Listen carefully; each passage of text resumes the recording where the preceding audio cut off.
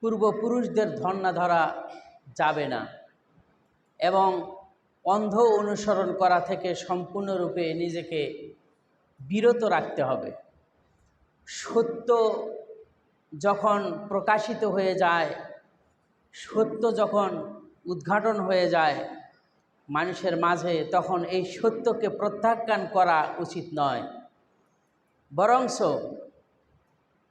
পূর্বপুরুষরা যে বিভ্রান্তির মধ্যে ছিল তা প্রত্যাখ্যান করে সত্যের উপর আমল করা এবং সত্যকে অগ্রাধিকার দেওয়া প্রতিটি মানুষের জন্য কর্তব্য।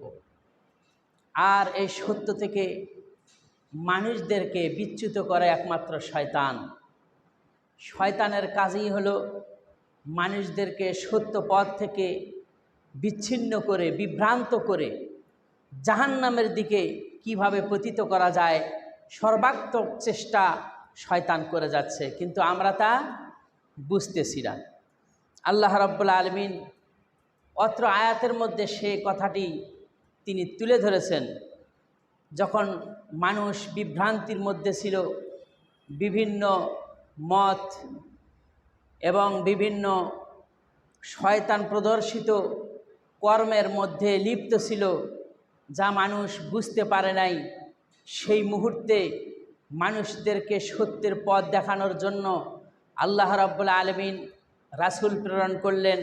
সেই রাসূল সাল্লাল্লাহু আলাইহি ওয়াসাল্লামের মাধ্যমে তিনি একটি সংবিধান প্রেরণ করলেন, তার নাম হলো কোরআনুল কারীম।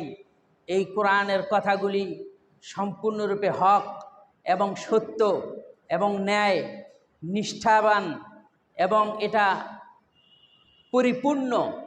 সুতরাং শয়তান যাতে করে তোমাদেরকে কোরআনের পথ থেকে, ইসলামের পথ থেকে, আল্লাহ তাআলার দেওয়া দিক নির্দেশনা থেকে, আল্লাহর ইবাদত থেকে তোমাদেরকে বা তোমাদের পদস্খলন না ঘটাতে পারে, সেজন্যই তোমরা কোরআনের অনুসরণ করো এবং রাসূল সাল্লাল্লাহু আলাইহি ওয়াসাল্লামের দেখানো নিয়ম পদ্ধতির অনুসরণ করে নিজেকে শুধরিয়ে নাও, আল্লাহর সন্তুষ্টি অর্জন করো। এই মর্মে আল্লাহ রাব্বুল আলামিন তিনি অবতীর্ণ করলেন এই আয়াতটি। তিনি বিশ্ববাসীকে এই আয়াতের মাধ্যমে জানিয়ে দিচ্ছেন। আল্লাহ পাক তিনি বলছেন, وَإِذَا قِيلَ لَهُمُ اتَّبِعُوا مَا أَنزَلَ اللَّهُ قَالُوا بَلْ نَتَّبِعُ مَا وَجَدْنَا عَلَيْهِ آبَاءَنَا أَوَلَوْ كَانَ الشَّيْطَانُ يَدْعُوهُمْ إِلَى عَذَابِ السَّعِيرِ। আল্লাহ পাক তিনি বলছেন, ওয়াইদা কিলা লাহুম ইত্তাবিউ, যখন তাদেরকে বলা হয় তোমরা অনুসরণ করো তার, মা আনজালাল্লাহ, আল্লাহ তাআলা যা অবতীর্ণ করেছেন সেইটার অনুসরণ করো, তখন প্রত্যুত্তরে যারা আল্লাহ বিরোধী, কোরআন বিরোধী, ইসলাম বিরোধী, অর্থাৎ কোরআনের কথা তাদের আসর করে না, কোরআনের কথা তারা মানতে রাজি না, ইসলামের কথা মানতে রাজি না, তারা তখন বলতে থাকে, ক্বালু বাল নাত্তাবিউ মা ওয়াজাদনা আলাইহি আবাআনা, বরংস আমরা অনুসরণ করব আমাদের বাপ দাদাদেরকে যে মতাদর্শের উপর, যে নিয়ম পদ্ধতির উপর পেয়েছি, আমরা সেই নিয়মের অনুসরণ করব। আল্লাহ পাক তিনি বলছেন, আওয়ালাউ কানা শাইতানু ইয়াদউহুম ইলা আযাবিস সাঈর, শয়তান তাদেরকে সেই জাহান্নামের আযাবের দিকে তাদেরকে আহ্বান করতেছে, তারপরেও কি, তবুও কি তারা কোরআন বাদ দিয়ে, সঠিক জিনিস বাদ দিয়ে তারা পূর্বপুরুষদের অনুসরণ করবে? এটা কি তারা চায়? আল্লাহ পাক তিনি বলছেন, তারা কোরআনের অনুসরণ বাদ দিয়ে পূর্বপুরুষদের মতাদর্শের অনুসরণ করতে চায়। এটা সম্পূর্ণরূপে ভুল ধারণা তাদের। এই ভুল ধারণাকে আল্লাহ রাব্বুল আলামিন কি করার জন্য, নির্মূল করবার জন্য আল্লাহ পাক কি করলেন, কোরআন অবতীর্ণ করলেন এবং বললেন যে তোমরা কোরআনের অনুসরণ করো। তাহলে আমরা অনুসরণ করব কার? কোরআনের। কোরআন যে দিক নির্দেশনা, যে পদ্ধতি, যে নিয়ম কানুন, যে বিধান, হালাল হারাম, জায়েজ না জায়েজ, যত কিছু আছে এগুলির যে দিক নির্দেশনা যে শরীয়ত দিয়েছে আমরা সেইটার অনুসরণ করব। বাপ দাদারা যে নিয়ম নীতির উপর চলে গেছে, যে নিয়ম নীতির উপর আমল করে গেছে, তা কোরআন হাদিস বিরোধী হলে আমরা সেটাকে কি করব? প্রত্যাখ্যান করব, বর্জন করব। রাসূল সাল্লাল্লাহু আলাইহি ওয়াসাল্লাম যে পদ্ধতি আমাদেরকে শিখিয়েছেন সেই পদ্ধতির অনুসরণ আমরা করব ইনশাআল্লাহ। সুতরাং তখনও যেরকম কুফফারে কুরাইশদের মধ্যে কোরআন বিরোধী, আল্লাহ বিরোধী, ইসলাম বিরোধী লোক ছিল, এখনও আছে কি না? এখনও আছে। আল্লাহ পাক সে কথাটাই তিনি বলছেন, তাদের কাছে যখন আমি আমার আয়াতগুলি তেলাওয়াত করে রাসূল যখন শোনাতেন তাদেরকে আমার আয়াতগুলি তেলাওয়াত করে, তখন তারা এটার বিরোধিতা করত এবং বলতো এটা আমাদের মনোপুত নয়, এটাকে পরিবর্তন করে আর একটা জিনিস আনায়ন করো যা আমাদের মনোপুত হবে। আল্লাহ রাব্বুল আলামিন সে কথাটাই কোরআনে কারিমের মধ্যে বলছেন, ওয়াইযা তুতলা আলাইহিম আয়াতুনা বাইয়িনাত। রাসূল যখন তাদেরকে আমার স্পষ্ট আয়াতগুলো তেলাওয়াত করে শোনাতেন, ক্বালু, তখন তারা বলতো, আল্লাযীনা লা ইয়ারজুনা লিকাআনা আতি বিকুরআনিন গায়রি হাযা। তখন কোরআন বিরোধী লোকেরা তখন তারা বলতে থাকতো, যারা আমার সাথে সাক্ষাৎ লাভের আশা করে না, তখন তারা বলতো ওই কোরআনকে পরিবর্তন করে অন্য কিছু নিয়ে আসেন, আও বাদদিলহু, অথবা কোরআনকে পরিবর্তন করুন। আল্লাহ রাব্বুল আলামিন তাদের কথার জবাবে রাসূল সাল্লাল্লাহু আলাইহি ওয়াসাল্লামের উপর আরেকটি উত্তর তিনি দিয়ে দিলেন, কুল, নবী আপনি বলে দিন, মা ইয়াকুনু লি আন উবাদদিলুহু মিন তিলকাই নাফসি। ও নবী আপনি বলে দিন, আমার পক্ষ থেকে সম্ভব নয় যে কোরআনকে পরিবর্তন করে আর একটা অন্য কিছু এনে তোমাদেরকে দেওয়া, এটা আমার পক্ষে সম্ভব নয়। সুতরাং জেনে রাখো, তোমরা যেটা তোমাদেরকে যার অনুসরণ করতে বলছি তার যদি অনুসরণ তোমরা না করো, সুতরাং আমি আদিষ্ট হয়েছি আন আত্তাবিউ ইল্লা মা ইউহা ইলাইয়া। আমার উপর যে বিধান, আমার উপর যে আয়াত, আমার উপর যা ওহী প্রত্যাদেশ করা হচ্ছে, ওহী আসতেছে, আমি আদিষ্ট হয়েছি তার অনুসরণ করার। সুবহানাল্লাহ। রাসূল উত্তরে কি বললেন? বাপ দাদারা যে নীতির উপরে অনুসরণ করতেছে তা পরিত্যাগ করতে হবে। যদি তা না করো তাহলে ওই যে কোরআনের হুকুম আকাম তোমাদের মনোপুত নয়, এটা পরিবর্তন করব, এটা আমার পক্ষে সম্ভব নয়। আমার প্রতি আল্লাহ পাক যে প্রত্যাদেশ করছেন ওহীর মাধ্যমে, আমি তার অনুসরণ করে থাকি। সুতরাং ইন্নী আখাফু আন আসাইতু রাব্বি, ওহীর কথা যদি আমি অমান্য করে চলি, তাহলে আল্লাহর কথাকে যদি আমি অমান্য করি, আমার রবের কথাকে অমান্য করি, তাহলে আমি ভয় করতেছি আযাব ইয়াউমিন আযীম, সেই মহান দিবসের আযাব আমার উপর চেপে বসবে, আমি সেই ভয় করি। সুতরাং তোমাদের কথার দ্বারা আমি কি করতে পারি না? কোরআনের আদেশকে লঙ্ঘন করতে পারি না। আমার উপর এটাই ওহী করা হচ্ছে, আমি এর উপর প্রতিষ্ঠিত থাকবো। আল্লাহু আকবার। তাহলে আমাদের উচিত কোরআনের উপরেই প্রতিষ্ঠিত থাকা, কোরআনের আদেশের উপরেই কি অটল থাকা, এটা আমাদের কর্তব্য। আল্লাহ রাব্বুল আলামিন তিনি বলছেন আর একটা আয়াতের মধ্যে, তিনি এই ব্যাপারে বলছেন, ওয়াকাযালিকা আনজালনাহু হুকমান আরাবিয়ান। ও নবী, আপনার প্রতি আমি অবতীর্ণ করেছি আরবি ভাষায় একটি বিধান রূপে একটি কিতাব অবতীর্ণ করেছি। লাইন আত্তাবাতা, এই বিধানের অনুসরণ না করে যদি তুমি আহওয়া আহম, তোমার প্রবৃত্তির অনুসরণ করে যদি তুমি চলো, বাদা মা জাআকা মিনাল ইলম, সত্য জ্ঞান আল্লাহর পক্ষ থেকে আসার পরেও যদি তুমি সেটাকে বাদ দিয়ে প্রবৃত্তির অনুসরণ করে চলো, নিজে বিধান তৈরি করে সেই বিধান অনুযায়ী যদি তুমি চলো, সেই বিধান অনুযায়ী যদি তুমি লোকদের মাঝে ফয়সালা করো, সেই বিধান অনুযায়ী যদি তুমি যুদ্ধ পরিচালনা করো, সেই বিধান অনুযায়ী যদি তুমি সম্পদ বন্টন করে থাকো নিজের প্রবৃত্তির অনুসরণ করে, তাহলে শুনে রাখো, মালাকা মিনাল্লাহি মিন ওয়ালিয়্যিন ওয়ালা ওয়াক।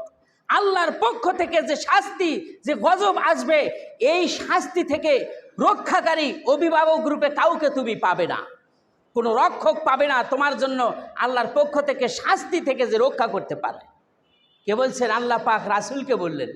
সুতরাং রাসূলের মাধ্যমে আল্লাহ রাব্বুল আলামিন বিশ্ববাসীকে জানিয়ে দিচ্ছেন যে, ও দুনিয়ার মানুষেরা শোনো, যে সংবিধান সারা বিশ্ববাসীর জন্য আমি অবতীর্ণ করেছি, এটাকে যদি তোমরা বাদ দিয়ে অন্য নীতিমালা গ্রহণ করো, তাহলে একটা শাস্তির অপেক্ষা করে থাকো, যে শাস্তির মোকাবেলা করার ক্ষমতা তোমাদের দুনিয়াবাসীর কারো থাকবে না। মোকাবেলা করতে পারবে আল্লাহর শাস্তির? এমন কোন লোকের জন্ম হয়েছে যে আল্লাহ শাস্তিকে মোকাবেলা করতে পারে?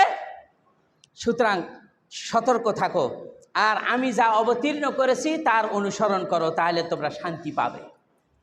সুতরাং বাপ দাদাদের অনুসরণ কি ক্ষেত্রে করা হয় তা আমি আপনাদের সামনে কিছু তুলে ধরব, কয়েকটি উদাহরণ। যেমন ধরেন, সত্য প্রতিষ্ঠিত হয়েছে, মিথ্যা কি হয়েছে? দুর্বৃত্ত হয়ে গেছে। সুতরাং ইবাদত করতে হবে আল্লাহ রাব্বুল আলামিনের, এটা সত্য। আর আল্লাহ ব্যতীত যত মাবুদ আছে এগুলি সব মিথ্যা, এগুলি সব দুর্বৃত্ত হয়ে গেছে। মূর্তি পূজা হারাম, শিরক, নাজায়েজ, এটা সম্পূর্ণরূপে একটা শিরক। এটা কি হয়েছে? স্পষ্টভাবে হারাম রূপে এটা স্বীকৃতি হয়েছে যে এটা করা যাবে না, আল্লাহর সাথে শরীক স্থাপন হয়ে যাবে। অনুরূপভাবে কবর পূজা, অনুরূপভাবে মাজার পূজা, এগুলি কি সম্পূর্ণরূপে হারাম। যদি বলা হয় এগুলি তো নিষেধ, ইসলামে নিষেধ করা হয়েছে, তখন তারা বলে যে ক্বালু বাল নাত্তাবি মা ওয়াজাদনা আলাইহি আবানা, আমাদের পূর্বপুরুষদেরকে দেখে এসেছি, আমাদের পূর্বপুরুষদেরকে পেয়ে এসেছি, এই কবর পূজার উপর তারা অটল ছিল, মূর্তি পূজার উপর তারা অটল ছিল। সুতরাং এই ধন্না দিয়ে কোনোদিন সত্যকে বাদ দেওয়া যাবে? কখনোই নয়। আল্লাহ তাআলা সে কথাটাই তিনি অত্র আয়াতে বলেছেন। আমরা কি করছি? যেটা ইসলাম মানুষদেরকে নিষেধ করেছে, আমরা সেটাকে নিজের জন্য বানিয়ে নিয়েছি, জায়েজ করে নিয়েছি। ঈদে মিলাদুন্নবী পালন করা, ঈদে মিলাদুন্নবী পালন করা, কয়েকদিন পরে দেখবেন 12ই রবিউল আউয়াল আসলে পরে এই ঈদে মিলাদুন্নবী পালন করা শুরু করে দিবে। সিরাত মাহফিল এবং র্যালি করবে, জুসুনে জুলুস করবে। তাদেরকে যদি বলা হয় এটি নিষেধ, তখন তারা বলে বাল নাত্তাবে মা ওয়াজাদনা আলাইহি আবাআনা, আমরা আমাদের পূর্বপুরুষদেরকে এগুলি করতে দেখেছি, সুতরাং আমরাও করতেছি। এই বড় বড় আলেমরা কি নাহকের উপর আছে? এইরকম ধন্না দেয়, দেয় না? দেয়। রাসূলের নামে মিলাদ পড়া, কিয়াম করা, এবং তারা এটাও করে থাকে, রাসূল সাল্লাল্লাহু আলাইহি ওয়াসাল্লামের নামে যখন তারা মিলাদ পড়ে, কিয়াম করে, একটা চেয়ার তারা মঞ্চের মধ্যে খালি রাখে যে এর মধ্যে রাসূল এসে বসবে। বলে নাউজুবিল্লাহ মিন যালিক। এগুলি কি ইসলাম জায়েজ করছে না নাজায়েজ করছে? যখন বলা হয় এগুলি নাজায়েজ, তখন তারা বলে বাল নাত্তাবে মা ওয়াজাদনা আলাইহি আবাআনা, আমরা আমাদের পূর্বপুরুষদেরকে যে নিয়ম নীতির উপর পেয়েছি আমরা সেটারই অনুসরণ করে চলব। এগুলি তো আর এক ধরনের কথা। নামাজের ক্ষেত্রে আসি, ওযুর ক্ষেত্রে আসি, বলি যখন ওযু করা হয় বিসমিল্লাহ বলে আমরা শুরু করি, ওযু করি, অন্যান্য হুকুম আহকামগুলি পালন করি, তারপরে শেষের দিকে, ওযুর শেষের দিকে যখন মাথা মোছাও করি, মাথা মোছাও করার পরে তারপর ঘাড় মোছাও করে থাকি, এইভাবে করি না? এটা কি রাসূল করেছেন? রাসূল করেন নাই। যদি বলা হয় এটা নিষেধ করা যাবে না, তখন তারা বলে বাল নাত্তাবে মা ওয়াজাদনা আলাইহি আবাআনা, আমাদের বাপ দাদাদেরকেও এটা করে আসছে, তা দেখছি, বড় বড় হুজুররা এটা করে থাকে, আমরা দেখছি। এই ধন্না দিয়ে তারা সত্যকে কি করে? অমান্য করে, সত্যকে তারা মানতে রাজি না, তারা এইভাবে করে পূর্বপুরুষদের ধন্না দিয়ে থাকে। সে কথাটাই বলা হয়েছে যে আল্লাহ পাক তিনি বলছেন, যখন তাদেরকে বলা হয় কোরআন যা আদেশ করেছে, রাসূল যা আদেশ করেছেন তা তোমরা মেনে চলো, তখন তারা বলে ক্বালু বাল নাত্তাবি আলাইহি মা ওয়াজাদনা আলাইহি আবাআনা, আমরা আমাদের পূর্বপুরুষদেরকে যে নিয়ম নীতির উপর পেয়েছি আমরা তার অনুসরণ করে চলব। সত্যকে প্রত্যাখ্যান। নামাজে দাঁড়িয়ে আছেন, কাতার সোজা করুন। কাতার সোজা করতে হবে। কাতার সোজা করা সালাত কবুল হওয়ার একটা পূর্বতম শর্ত। কিভাবে কাতার সোজা করেছেন? সফু সুফুকুম, তোমরা তোমাদের কাতারকে সোজা করো, পায়ের সাথে পাম লাগিয়ে কাতার সোজা করো। কিন্তু কেউ এই হাদিস পালন করছে, আবার কেউ পালন করে না। যারা পালন করে না তারা বলেন আমরা আমাদের বাপ দাদাদেরকে এর উপরেই পেয়েছি। কারণ যদি একজন ছোট মানুষ আর একজন বড় মানুষের পায়ের সাথে যদি পা লাগায় তাহলে বেয়াদবি হয়ে যাবে। নাউজুবিল্লাহ মিন যালিক। ইনি বুঝলেন বেয়াদবি হয়ে যাবে, আর রাসূল বোঝেন নাই নাকি? এই বিধানটি কার? রাসূলের। পায়ের সাথে পা লাগিয়ে কাতার সোজা করা, এটা রাসূল সাল্লাল্লাহু আলাইহি ওয়াসাল্লাম তিনি বলেছেন। সুতরাং এই বিধান মানতেই হবে। কেননা আল্লাহ পাক তিনি বলছেন সূরা হাশরের মধ্যে, আল্লাহ রাব্বুল আলামিন তিনি বলেছেন মা আতাকুমুর রাসূলু ফাখুযুহু ওয়া মা নাহাকুম আনহু ফান্তাহু। রাসূল তোমাদেরকে যা করতে বলেছেন তা তোমরা গ্রহণ করো, আর যা করতে নিষেধ করেছেন তা থেকে তোমরা বিরত থাকো।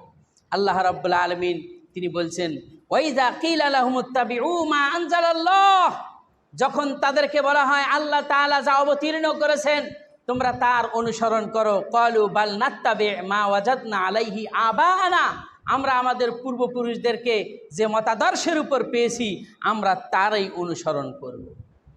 এখন আসুন, হকের অনুসরণ করব না বাতিলের অনুসরণ করব? হকের অনুসরণ করব। আল্লাহ পাক যা বলেছেন তা সত্য বলেছেন, রাসূল যা বলেছেন তা সত্য, তা হক। হাদিস কোরআন এগুলি সব কি? হক, সত্য। সুতরাং সেটাকে আমরা বাদ দিয়া বাপ দাদাদের অনুসরণ করে যাচ্ছি। যদি বলা হয় কবরে ফুল দেওয়া হারাম, স্মৃতিসৌধে ফুল দেওয়া হারাম, খালি পায়ে সেখানে যাওয়া হারাম, আবার ফিরে আসার সময় সেটাকে পিঠ প্রদর্শন করে ফিরে আসা হারাম। দেখছেন অবস্থা? এতে করে তাদের সেটার মর্যাদা হানি হবে, সম্মানের হানি হবে। যদি নিষেধ করা হয় যে এগুলি ইসলামে হারাম, তখন তারা বলে আমাদের বাপ দাদাদেরকে আমরা এই অবস্থায় বা এই মতাদর্শের উপর আমরা পেয়েছি। এখন লক্ষ্য করুন আমরা আছি কোথায়। বাড়িতে বাবা মারা গেল বা মা মারা গেল বা দাদা দাদি নানা নানি মারা গেল বা কেউ মৃত্যুবরণ করলো, তার জন্য কি করে? 40 করে, 3 দিন কি করে, 10 দিন কি পালন করে। এগুলি কি ইসলামে আছে? নাই। অথচ এগুলি করতেছে। কারণ কি? ওই যে কারণ হলো নাত্তাবে মা ওয়াজাদনা আলাইহি আবাআনা, আমরা আমাদের বাপ দাদাদেরকে যে মতাদর্শের উপর পেয়েছি আমরা সেটারই অনুসরণ করে যাব। তাহলে আমরা এখানে এগুলি করে যাচ্ছি, অথচ ইসলাম সমর্থন করে না, কোরআন সমর্থন করে না, আর আমরা জান্নাতে যেতে রাজি। দেখুন, বাজারে যাচ্ছেন, পটল কিনতেছেন, বেগুন কিনতেছেন, আরও অন্যান্য তরকারিগুলি কেনেন, সেটাকে কিনতে গিয়ে পচা না টাটকা এটা আমরা যাচাই বাছাই করে কিনি। কিন্তু আমরা যে আমলের কারণে জান্নাতে যাব সেই আমলটি কতটুকু গ্রহণযোগ্য সেটা আমরা যাচাই বাছাই করি না। তার মানে আমাদের কাছে জান্নাতের থেকে ওই পটল বেগুন এগুলি আমাদের জন্য আরো বেশি জরুরি, এটাকে যাচাই বাছাই করা। ঠিক কিনা? এটা আমাদের জন্য হয়ে গেছে, কিন্তু আমাদের জন্য উচিত ছিল কোরআন এবং হাদিস অনুযায়ী নিজেদের আমল করা এবং সেই অনুযায়ী আল্লাহর সন্তুষ্টি অর্জন করে জান্নাতে যাওয়া। ঠিক কিনা? আমরা একটা আমল করব অথচ সেটা যাচাই বাছাই করব না, আর আমরা জান্নাতে যেতে রাজি। হ্যাঁ, আহা, এত সোজা জান্নাত। আল্লাহ পাক তিনি বলছেন এগুলি যাচাই বাছাই করতে হবে। খালি বড় হুজুর বলল, বুজুর্গানে দিন বলল, অমুক পীর সাহেব এই কথা বলেছে, এটা কখনো মাপকাঠিতে গ্রহণযোগ্য হবে না, এটা কখনোই গ্রহণযোগ্য হবে না। একজন সাহাবী বলতেছেন যে আমি বলছি আল্লাহ এবং তার রাসূল বলেছেন, অথচ মানুষেরা বলতে থাকে যে আবু বকর ওমর বলছে। তখন সাহাবী বললেন যে আমি সেই লোকদের উপরে পাথরের বৃষ্টি বর্ষণ হওয়ার আমি ভয় করতেছি। আমি বলি আল্লাহ এবং তার রাসূলের কথা এইটা, আর তোমরা বলতেছো ওমর আর আবু বকরের কথা। তার মানে কি, আবু বকর এবং ওমর কত মস্ত বড় একজন ব্যক্তি, তারা ছিলেন খলিফা। রাসূলের কথার বিপরীতে যদি তাদেরও কথা হয় তবুও মানা যাবে না, ঠিক কিনা কন? মানতে হবে কার কথা? আল্লাহ এবং তার রাসূলের কথা। তা আপনি আমি কি মনে করতে পারি যে আবু বকর এবং ওমর আল্লাহ এবং আল্লাহ রাসূলের কথার বিরোধী কথা বলবেন? এটা কখনো হতে পারে না। সুতরাং তারাও আল্লাহ এবং তার রাসূলের অনুসরণ করে গেছেন, আমরাও আল্লাহ এবং তার রাসূলের অনুসরণ করে ইনশাআল্লাহ যাব। এটাই আমাদের মূলনীতি থাকতে হবে, কোরআন এবং হাদিস, কোরআন এবং সহি সুন্নাহ। এই সহি সুন্নাহর অনুসরণ আমাদেরকে করতে হবে। একবার কোনো এক কবরস্থানে একজনকে দাফন করা হলো। দাফন করার পরে সেই কবরের চার কোণায় কুল হুয়াল্লাহু আহাদ, সূরা ইখলাস, কুল আউযু বিরাব্বিল ফালাক, সূরা ফালাক, কুল আউযু বিন নাস, সূরা নাস এবং কুল ইয়া আইয়ুহাল কাফিরুন পড়া শুরু করে দিল।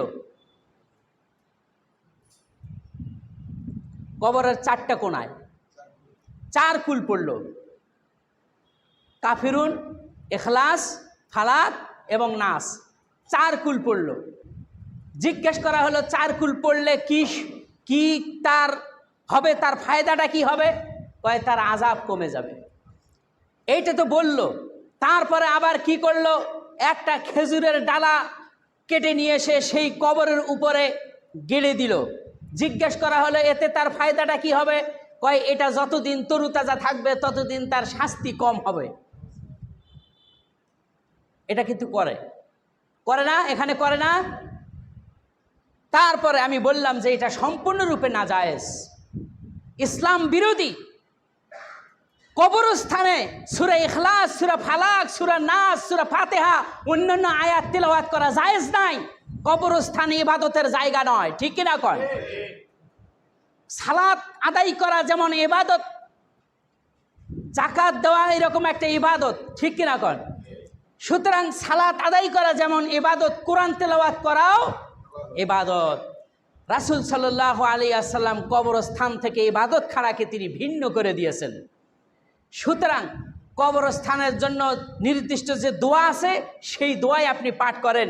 এখানে আল্লাহ রাসূল কোরআন থেকে তেলাওয়াত করতে তিনি বলেন নাই, নিষেধ করেছেন। তখন তারা বলল আমরা তো আমাদের পূর্বপুরুষদেরকে, আমাদের বড় বড় হুজুরদেরকে, বুজুর্গানে দিনদেরকে, আমাদের এই পীরদেরকে এগুলি করে এসে দেখছি, তারা এগুলি করছেন, আপনি নিষেধ করেন কেন? আল্লাহ পাক সে কথাটাই বলছেন, ক্বালু বাল নাত্তাবি মা ওয়াজাদনা আলাইহি আবাআনা। যখন তাদেরকে বলা হলো আল্লাহ তাআলা তোমাদের উপর যে কিতাব অবতীর্ণ করেছেন তোমরা তার অনুসরণ করো, তখন তারা বলল আমরা আমাদের বাপ দাদাদেরকে যে মতাদর্শের উপর পেয়েছি আমরা তার অনুসরণ করব।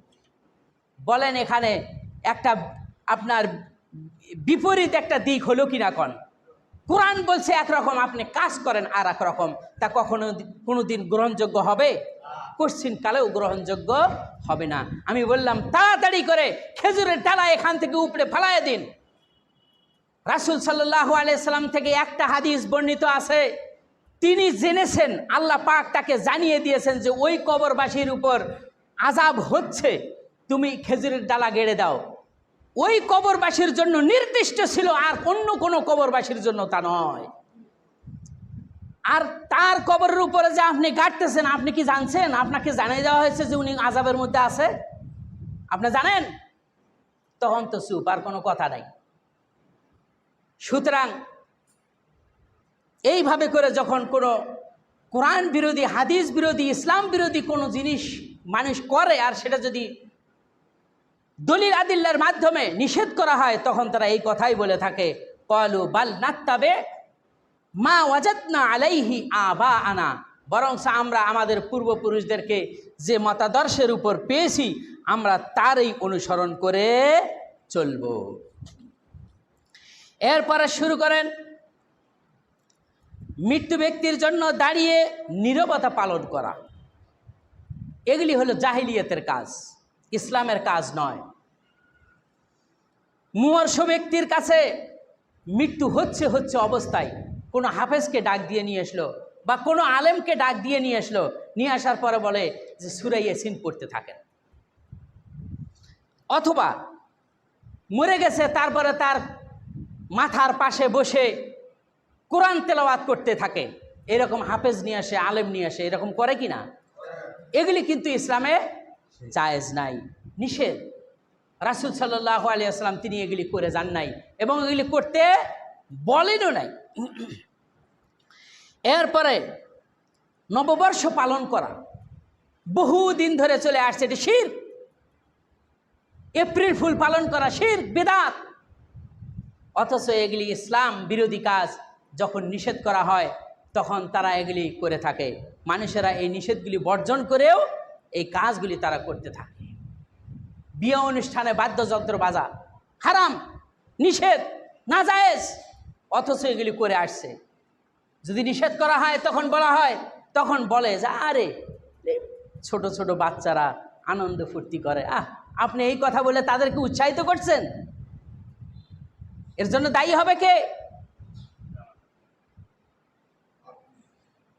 এজন্যই সতর্ক থাকতে হবে প্রতিটি কাজের ব্যাপারে, প্রতিটি আমলের ব্যাপারে, যে আমি যে কাজ করে যাচ্ছি এটি কোরআন হাদিসের পক্ষে হচ্ছে না বিপক্ষে হচ্ছে, এটা কোরআন হাদিস সম্মত হচ্ছে না কোরআন হাদিস বিরোধী হচ্ছে, এটা খেয়াল রাখতে হবে।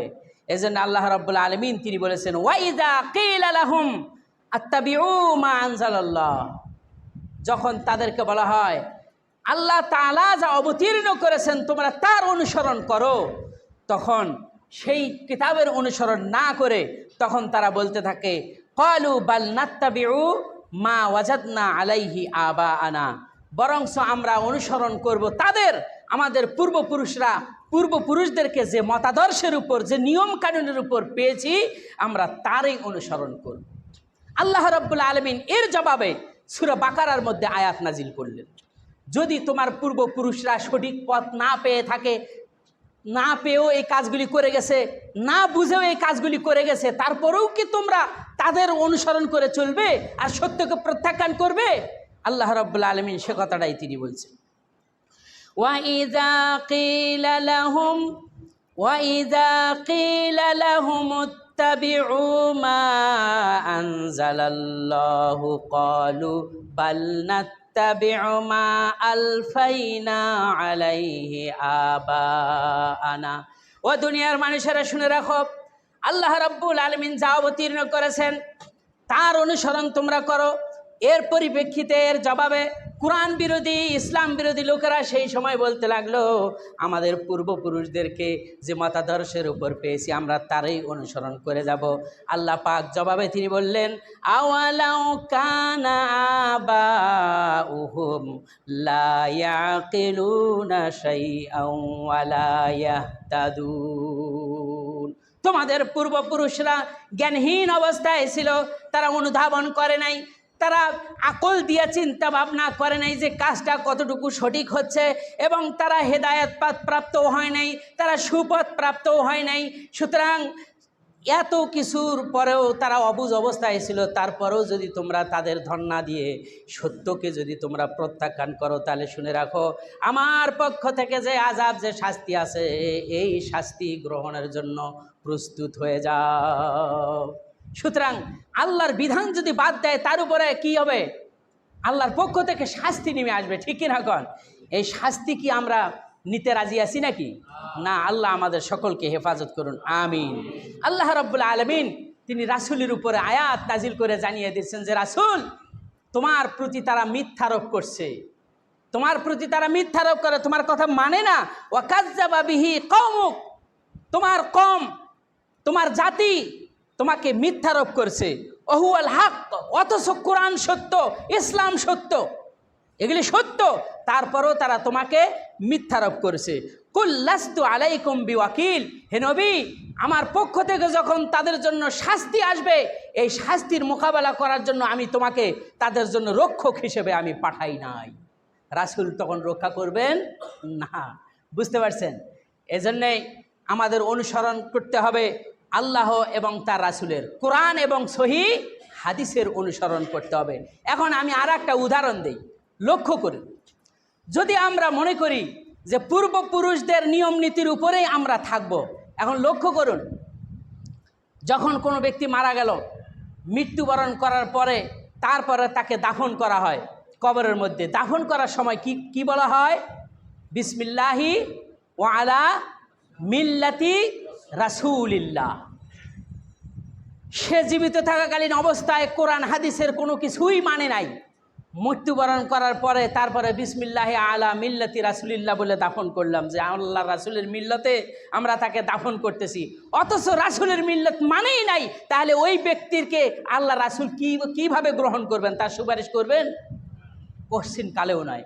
অর্থাৎ যখন জিজ্ঞাসা করা হবে যে মান হাযা রাজুল, এই ব্যক্তি কে, তখন সে বলতে থাকবে লা আদরি লা আদরি, আমি কিছুই জানি না। লোকজন তাকে যা বলতো আমিও তাই বলতাম। অতএব রাসূল সাল্লাল্লাহু আলাইহি ওয়াসাল্লামের সুপারিশ পাইতে হলে আমাদের সকলকেই তার অনুসরণ করতে হবে পুঙ্খানুপুঙ্খ রূপে। যেহেতু আল্লাহ পাক তিনি বলছেন মা আতাকুমুর রাসূলু ফাখুযুহু, তোমাদের রাসূল তোমাদেরকে যা দিয়েছেন, যেটা করতে বলেছেন, এইটা তোমরা গ্রহণ করো, এটা তোমরা গ্রহণ করো। ওমা নাহাকুম আনহু ফান্তাহু, যেটা নিষেধ করেছেন সেটাকে বর্জন করে চলো, তাহলে রাসূলের অনুসরণ করা হবে। আল্লাহ রাব্বুল আলামিন তিনি বলছেন এক শ্রেণীর মানুষ তারা প্রবৃত্তির অনুসরণ করে থাকে, অনুমানের উপর অনুসরণ করে থাকে। সুতরাং অনুমানের অনুসরণ কখনো সত্য হতে পারে না। আল্লাহ রাব্বুল আলামিন তিনি বলছেন মা ইয়াত্তাবিউ আকসারুহুম ইল্লা যান্না, অধিকাংশ মানুষরাই তারা অনুমানের অনুসরণ করে থাকে। ইন্নাজ যান্না লা ইউগনি মিনাল হাক্কি শাইআ, সত্যের পরিবর্তে অনুমান কখনো কাজে আসে না। যেটা সঠিক জিনিস সেটাই কাজে আসে।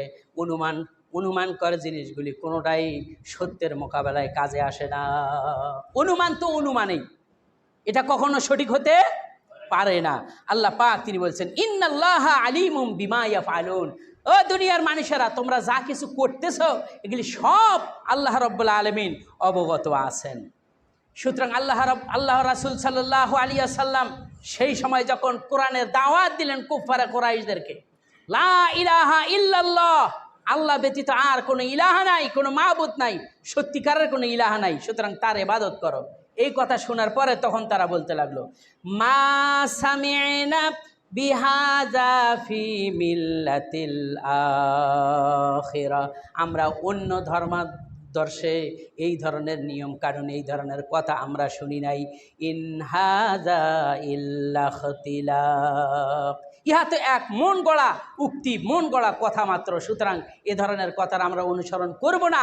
এ কথাগুলি হলো কাফিরদের, এ কথা হলো বেঈমানদের, এ কথাগুলি হলো আল্লাহ বিরোধী যারা তাদের, এ কথাগুলি হলো ইসলাম বিরোধী যারা তাদের জন্য। তাদের কথা হলো আমরা ও ধরনের কোরআনের কথা মানতে রাজি না। এখনো যদি বলা হয় ইসলাম অনুযায়ী দেশ চলবে, ইসলাম অনুযায়ী বিচার কার্যালয় চলবে, ইসলাম অনুযায়ী শিক্ষাঙ্গন চলবে, তখন তারা বলে এগুলি পূর্ব যুগের কথা, এখন সব কিছু আধুনিক বিজ্ঞানের প্রযুক্তিতে চলছে, এখন আমরা সেইভাবেই চলবো। বলেন নাউজুবিল্লাহ। আল্লাহ আমাদের হেফাজত করুন, সকলে বলি আমিন। আল্লাহ রাব্বুল আলামিন তিনি বলছেন সঠিক হলো আল্লাহর পক্ষ থেকে এসেছে, তোমরা তার অনুসরণ করো। আর ব্যাঠিক পথভ্রষ্ট শয়তানের পক্ষ থেকে, সুতরাং এইটা থেকে তোমরা নিজেকে মুক্ত রাখো। শয়তান যেহেতু তোমাদেরকে ইলা আসহাবিস সাইর, জাহান্নামের দিকে তারা আহ্বান করে থাকে। আল্লাহ পাক তিনি বলছেন ওয়া আন্না হাযা সিরাতি মুস্তাকিমান, আমি তোমাদের কাছে ওয়া আন্না হাযা সিরাতি, এই যে একটা সহজ সরল সঠিক রাস্তা, মুস্তাকিমান, এটাই হলো ইসলামের পথ, সহজ রাস্তা। ফাত্তাবিউহু, তোমরা সেটার অনুসরণ করো। ওয়ালা তাত্তাবিউ, অন্য কিছুর অনুসরণ করো না। ফাতাফাররাকা বিকুম আন সাবিলি, আল্লাহ ছাড়া যদি অন্য পথের, আল্লাহর দেওয়া পথ যেটা আছে সেই পথ ছাড়া যদি অন্য পথের অনুসরণ করো, তাহলে তোমাদের পদস্খলন ঘটে যাবে, পথভ্রষ্ট হয়ে যাবে, লাঞ্ছিত হবে, অপমানিত হবে, বিজাতিদের কাছে তোমরা মার খাবে, সর্ব অবস্থায় কি হবে? লাঞ্ছিত অপমানিত হবে। জালিকুম ওয়াসাকুম বিহি, আল্লাহ পাক তিনি বলছেন এটা হলো আমার পক্ষ থেকে তোমাদের জন্য উপদেশ, তোমাদের জন্য নির্দেশ, লাআল্লাকুম তাত্তাকুন, যাতে করে তোমরা সাবধানতা অবলম্বন করতে পারো। দুনিয়াতে যতটা পদক্ষেপ দিবে সাবধানের সাথে সে পদক্ষেপগুলো দিবে। আমার একটা করে পদক্ষেপ আল্লাহর রাস্তায় যায় না শয়তানের রাস্তায় যায়, এইটা খেয়াল করে চলতে হবে। ইনশাআল্লাহ আল্লাহ তাআলা আমাদের সকলকেই সেই তৌফিক দান করেন, সকলে বলি আমিন। এরপরে আল্লাহ পাক তিনি বলছেন যারা মুত্তাকি, যারা পরহেজগার এবং কারা সৎকর্মশীল তাদের সম্পর্কে আল্লাহ পাক তিনি বলছেন ওয়ামান ইউসলিম ওয়াজহাহু ইলাল্লাহি ওয়া হুয়া মুহসিন, যে ব্যক্তি আত্মসমর্পণ করেছে আল্লাহ তাআলার জন্য এবং সৎ আমল করে, আল্লাহ রাব্বুল আলামিন তিনি বলছেন ফাকাদ ইসতামসাকা বিল উরওয়াতিল ওয়াসকা, সে দৃঢ়ভাবে ধারণ করেছে এক মজবুল হাতলকে সে দৃঢ়ভাবে ধারণ করেছে। ওয়া ইলাল্লাহি আকিবাতুল উমুর, এবং সমস্ত কার্য সব কিছু আল্লাহ রাব্বুল আলামিনের নিকটে চলে যায়। আল্লাহ পাক তিনি বলছেন তাহলে মুত্তাকি পরহেজগার কারা? যারা আল্লাহ তাআলার জন্য বা আল্লাহ তাআলার নিকট আত্মসমর্পণ করেছে সর্বাবস্থায়, আল্লাহর বিধান মানার ক্ষেত্রে, ব্যক্তিতে, পরিবারে, সমাজ এবং রাষ্ট্রে সর্বক্ষেত্রে আল্লাহর আইন কানুন মেনে চলে, এরাই হলো মুহসিন।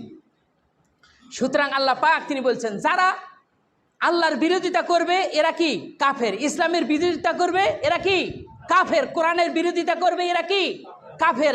রাসূলের বিরোধিতা করবে, রাসূলকে নিয়ে ব্যঙ্গ বিদ্রূপ করবে, তারা কি? কাফির।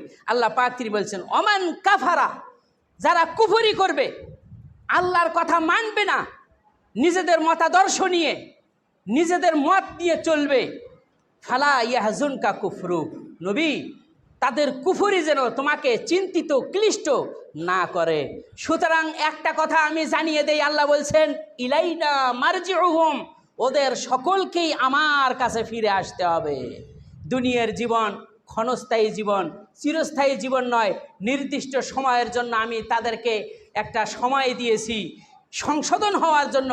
যদি সংশোধন হয় ভালো কথা, আর যদি সংশোধন না হয় আমার কাছে যখন ফিরে আসবে ফানুনাব্বিউহুম বিমা আমিলু, ওরা দুনিয়াতে ইসলাম বিরোধী যত কাজ করেছে, রাসূলের বিরুদ্ধে যত কাজ করেছে, এই সবগুলি আমি তাদেরকে জানিয়ে দিব ওর পরিণাম ফল কি হতে পারে।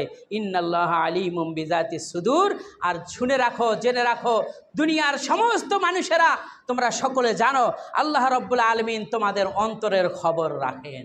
আল্লাহ রাব্বুল আলামিন আমাদের সকলকেই কোরআন